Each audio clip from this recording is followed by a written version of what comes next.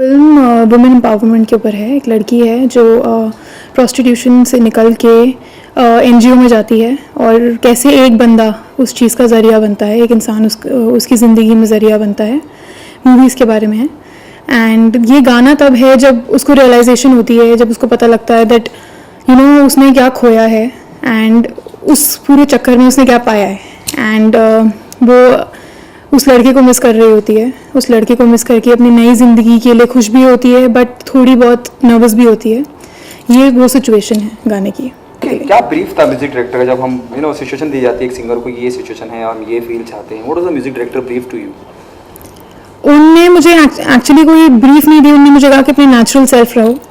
कभी भी किसी भी मोमेंट पे तुम्हें बहुत उदास फील होता है वैसे रहो एंड बस अपना नेचुरली उसको अपना शॉट दो। एंड एक थोड़ा बहुत सिनॉप्सिस था सिचुएशन का जो अपने अंदर मेरे को 2 या 3 दिन बोला गया कि आप फील करो, फील करके उसको गाओ। बिकॉज फीलिंग एक्चुअली एक सैड लड़की की थी तो मुझे 2-3 दिन बिल्कुल बात करना मना था। 2-3 दिन मुझे कट ऑफ रहना था एंड बिल्कुल एक कमरे में रहना था और वो फील करना था अपने अंदर कि मैं बिल्कुल भी खुश नहीं हूँ दुनिया से। एंड तो मुझे वैसी फीलिंग लानी थी अपने अंदर। Who is your idol? When I talk about the singer, there's numerous singers in the industry. Who is your idol? Lata Mangeshkar is my idol in every aspect of life and she's been the guiding force also.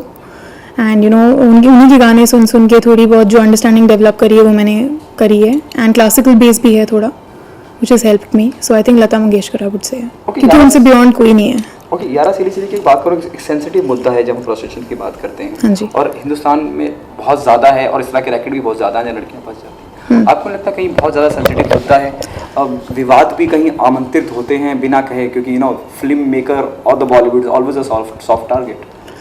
विवाद तो खड़े होते हैं but ये एक मुद्दा है जो अभी भी बहुत सारे चंक में डील नहीं हुआ है। We have not really dealt with this issue right now. So I think हमारे को इस इशू के साथ डील करने की ज़रूरत है।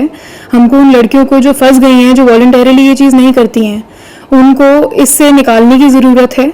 हमारे को ऐसे लोगों की ज़रूरत है जो एक्चुअली ऐसी चीज़ों में आगे आएँ और NGOs को सपोर्ट करें और जो ऐसे रैकेट्स को फुड़वाएं और उन लड़कियों को निकलवाएं basically. So I think we need it now. Okay, this is something interesting and unique, the love story of a prostitute and the guy who spent a night with that prostitute. Do you think it will be the USP of the film? It is the USP of the film कि कैसे कोई एक इंसान तुम्हारी ज़िंदगी में आके, चाहे वो एक रात के लिए आए, वो ज़िंदगी में तुम्हारी आके चेंज कर देता है तुम्हारी ज़िंदगी बिल्कुल। एंड कैसे वो जो एवरीडे तुम कर रहे हो, रोज़मर्रा की ज़िंदगी में जो तुम्हारी ज़िंदगी चल रही है, जैसे तुम्हारे पास लोग आ रहे हैं एंड उसके बावजूद एक ऐसा बंदा आ जाता है जो तुम्हारी ज़िंदगी को पूरा चेंज करके चला जाता है। It's about that. So it's about that soul, basically that soul that you find together, that twin soul that she is found in that man basically. इसके अलावा भी कुछ और गाया आपने फिल्म से, यारा सीरीज से?